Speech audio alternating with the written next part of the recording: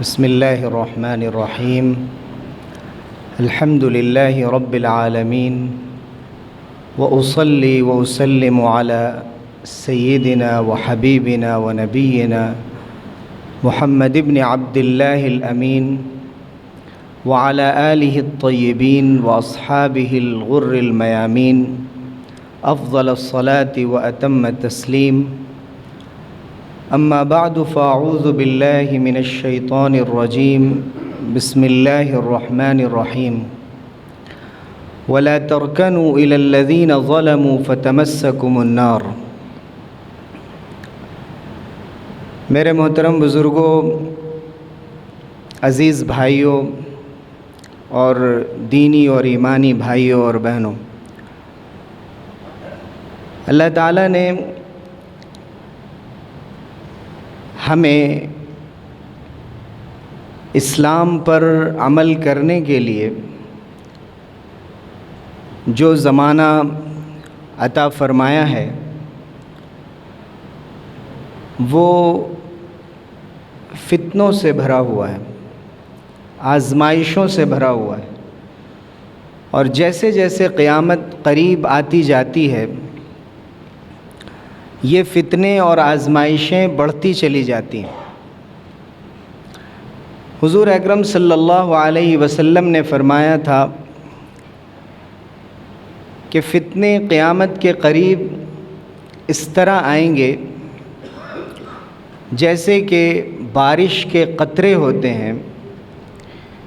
یا رات کی تاریکیاں ہوتی ہیں، اندھیرے ہوتے ہیں، کقطع اللیل المظلم، کہ جیسے اندھیروں کی ٹکڑیاں ہوتی ہیں، رفتہ رفتہ جیسے جیسے رات گزرتی ہے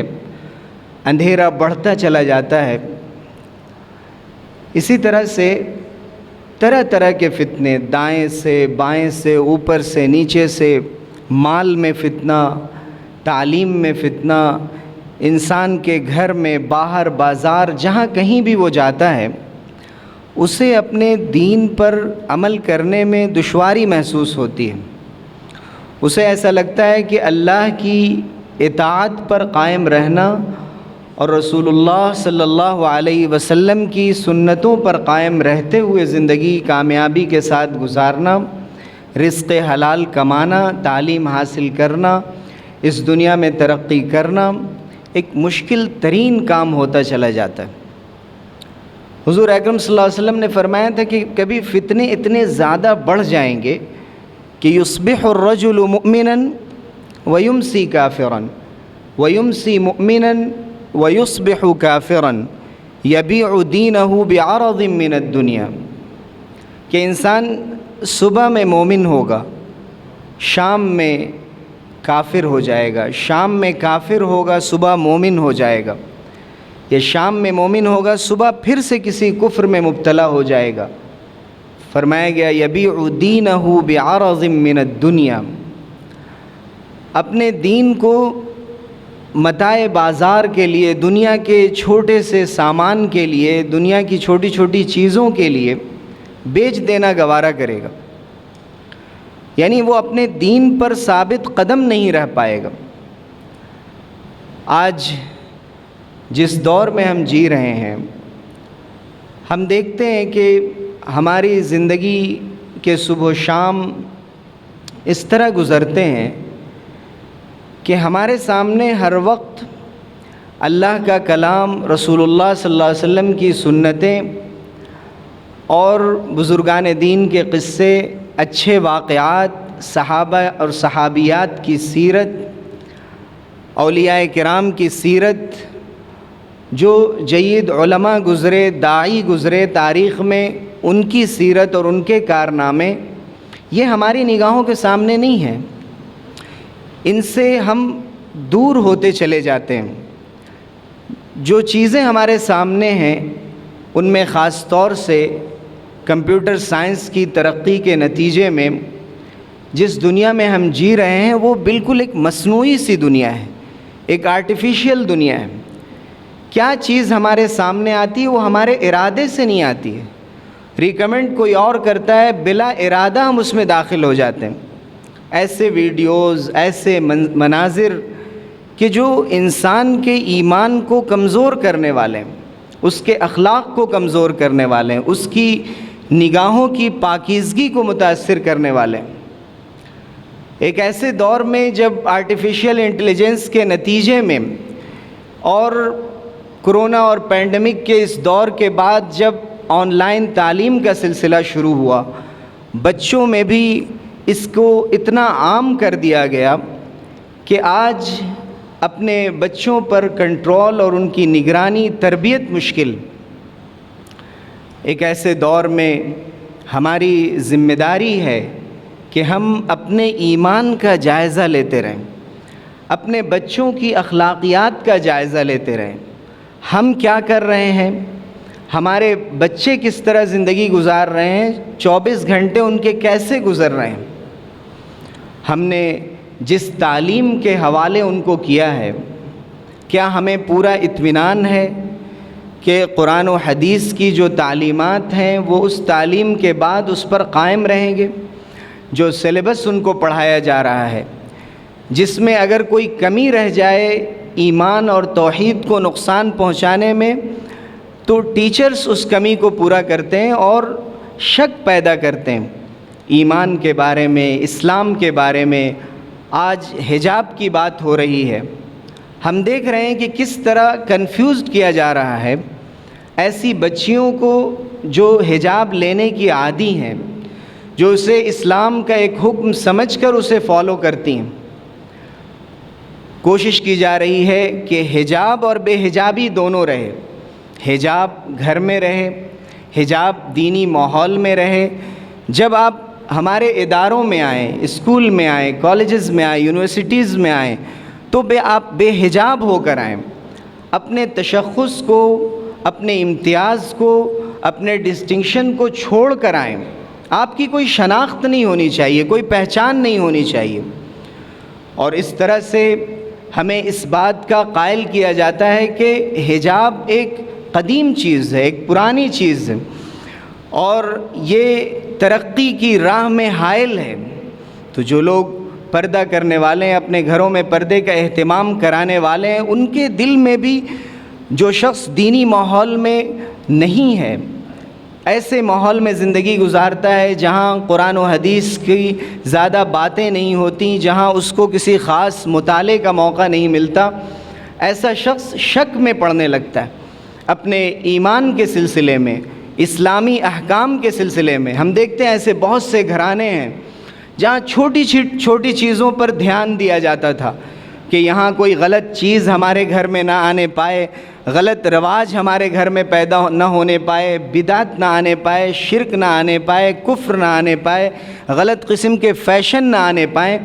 لیکن اچانک دیکھا جاتا ہے کہ دھیرے دھیرے ایک چیز جو حرام تھی حلال ہوتی چلی جاتی ہے۔ ہم خاص قسم کے لباس اور حجاب اپنے گھر کی خواتین کے لیے پسند کرتے ہیں، پھر ایک دور آتا ہے کہ دھیرے دھیرے گھر میں بے حجابی، نقاب اور برقع اور حجاب اترتا چلا جاتا ہے، پھر ترقی کے نام پر اس کو قبول کیا جانے لگتا ہے۔ حضور اکرم صلی اللہ علیہ وسلم نے اس طرف اشارہ فرمایا کہ لوگ کبھی کسی چیز کو سود سمجھ کر ہاتھ نہیں لگاتے، رشوت کو ہاتھ نہیں لگاتے، جتنے بھی غلط معاملات ہیں ان کو ہاتھ نہیں لگاتے، اور پھر ایک وقت ایسا آتا ہے کہ ہر چیز کو جائز سمجھنے لگتے ہیں۔ یہ اگر غلطی ہو جاتی ہے تو انسان 1000 بار توبہ کرتا ہے، استغفار کرتا ہے، لیکن جب شبہ پیدا ہو جائے، دل کے اندر شک پیدا ہو جائے اسلام کے کسی حکم کے بارے میں، اسلام کی تعلیمات کے بارے میں، تو پھر انسان کا دل اور اس کا دماغ خود اس کو دلیل دیتا ہے کہ جو تم کر رہے ہو وہ صحیح ہے، فلاں حدیث میں اس کی دلیل ہے، فلاں جگہ یہ بات لکھی ہوئی ہے۔ حجاب کا حکم قرآن مجید کا منصوص حکم ہے۔ فرمایا گیا کہ ایمان والے مردوں سے کہہ دیجئے کہ وہ اپنی نگاہیں نیچی رکھیں، ایمان والی عورتوں سے کہہ دیجئے کہ وہ اپنی نگاہیں نیچی رکھیں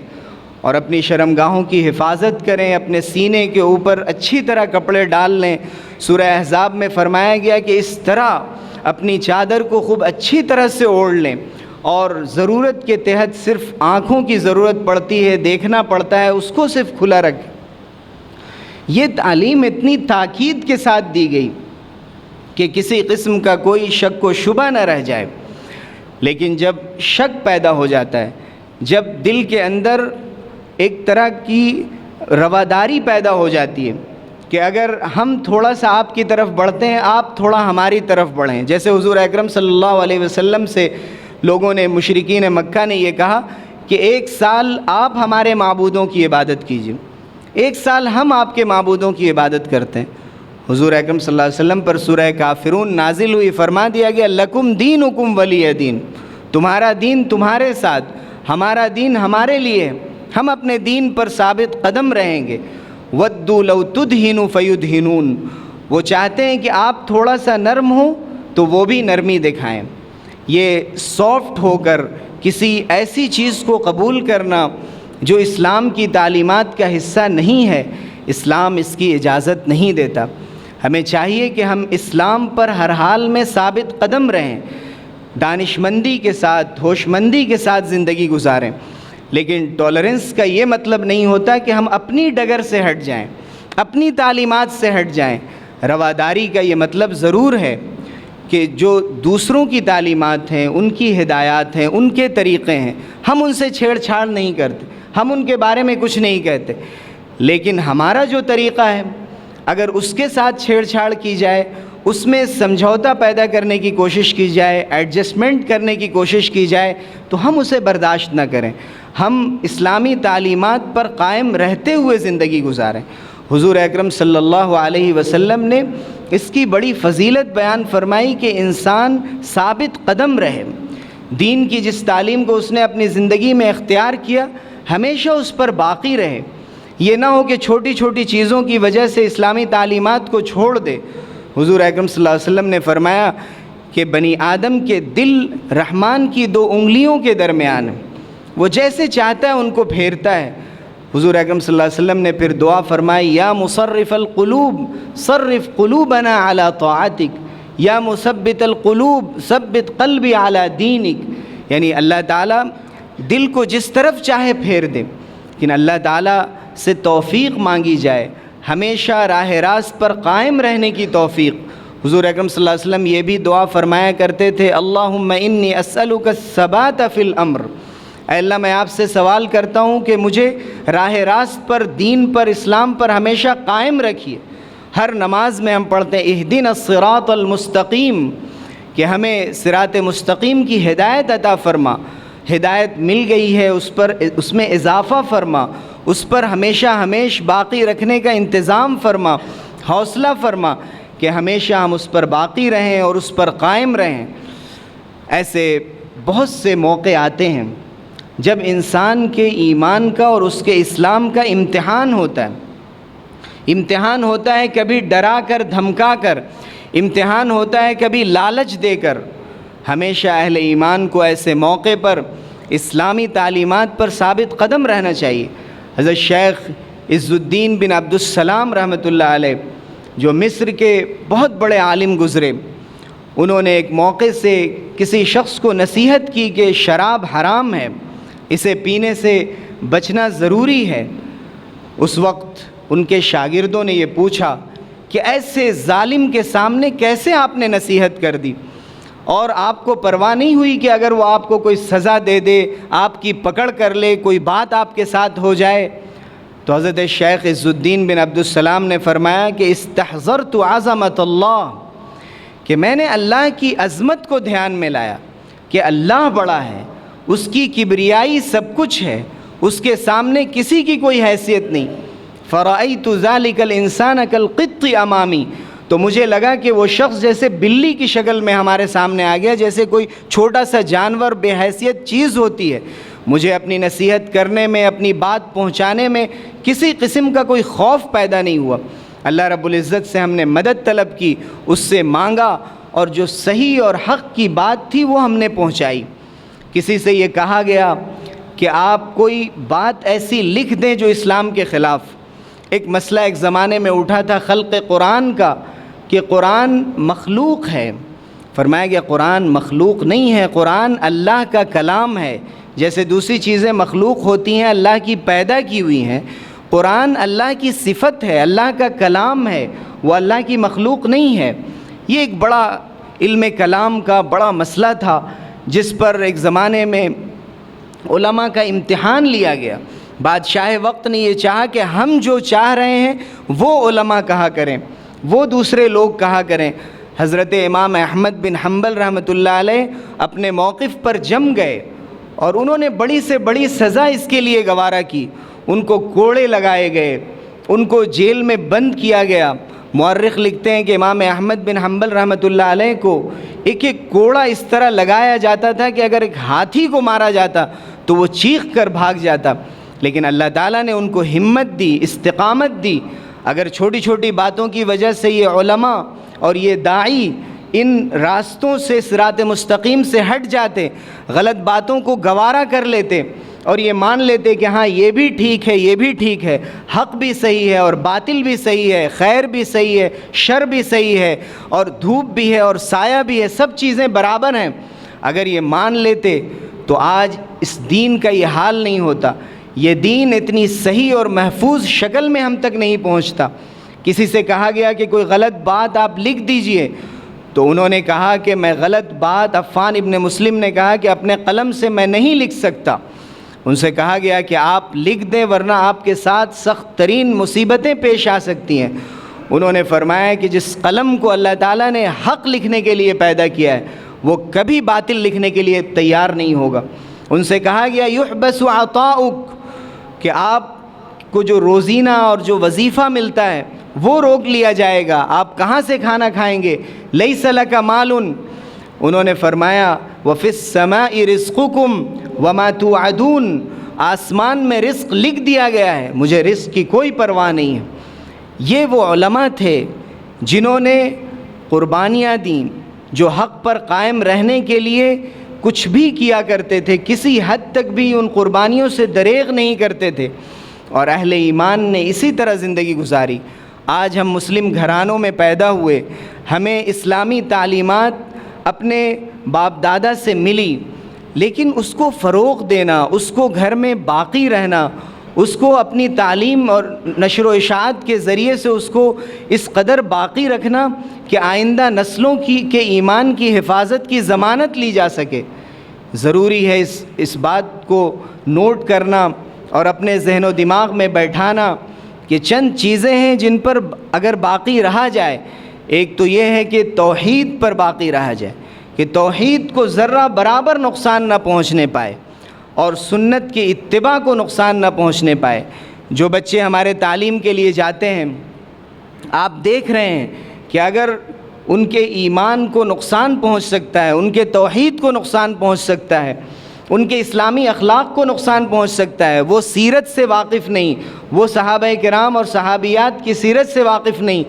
تو پھر ضرورت ہوگی کہ ان کے لیے باہر سے انتظام کیا جائے، ان کو توحید کا ڈوز دیا جائے، ان کو رسول اللہ صلی اللہ علیہ وسلم کی تعلیمات اور اخلاق اس کو سکھائے جائیں۔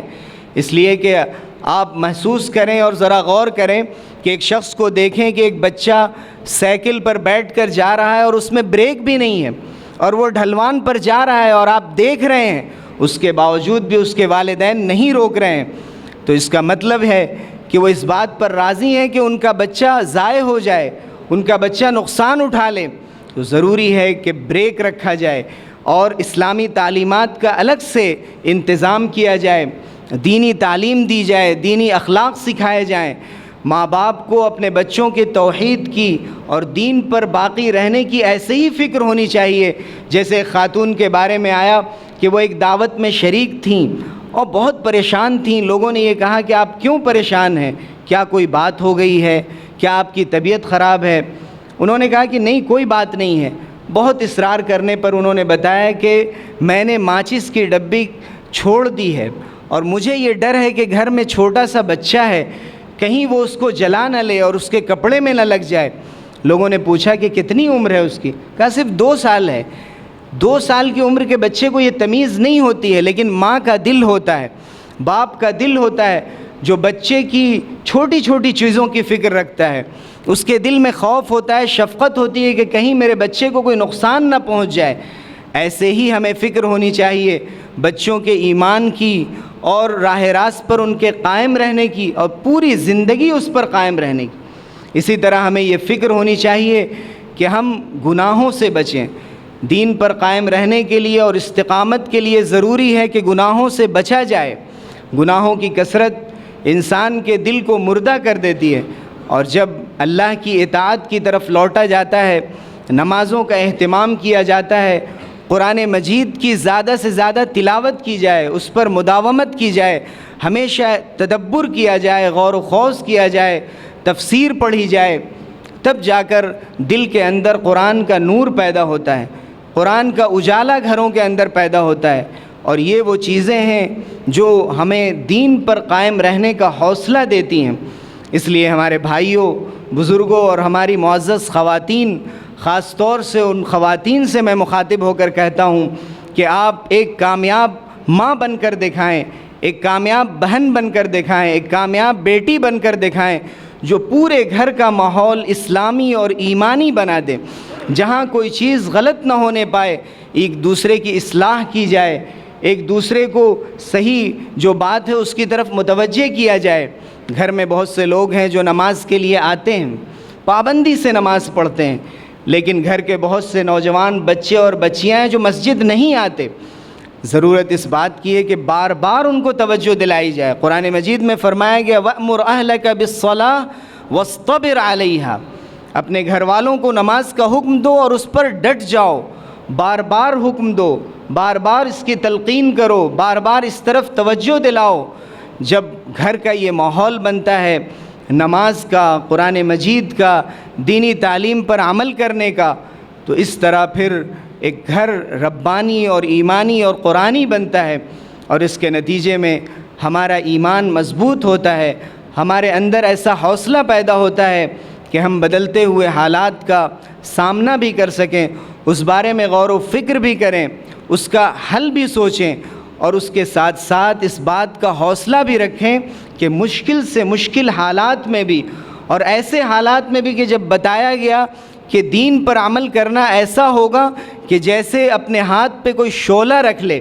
اس حال میں بھی اللہ تعالیٰ سے ثابت قدمی کی توفیق مانگنا اور اس کے لیے دعائیں کرنا، اس کے لیے اپنے اندر حوصلہ پیدا کرنا اور اپنے دل کو ہمیشہ اللہ کی یاد سے آباد رکھنا، یہ ہماری ذمہ داری ہے۔ اللہ رب العزت ہمیں عمل کی توفیق سے نوازے اور ہمیشہ ہمیں صراط مستقیم پر قائم فرمائے۔ آمین وآخر دعوانا ان الحمد للہ رب العالمین۔